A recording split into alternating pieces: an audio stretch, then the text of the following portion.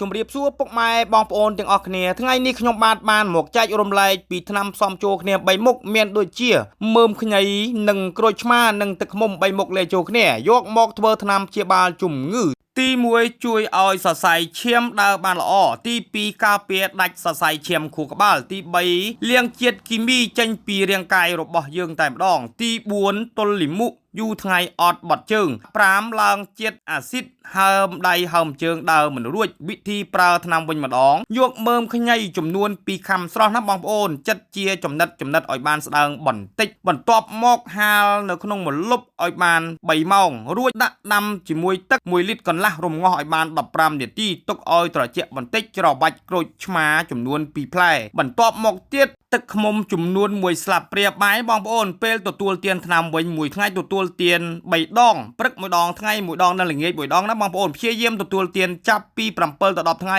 អាការៈជំងឺដែលខ្ញុំរៀបរាប់នៅខាងលើគឺបានជាដាច់តែម្ដងពូកែខ្លាំងណាស់បងប្អូនថ្នាំផ្សំចូលគ្នា3មុខហ្នឹង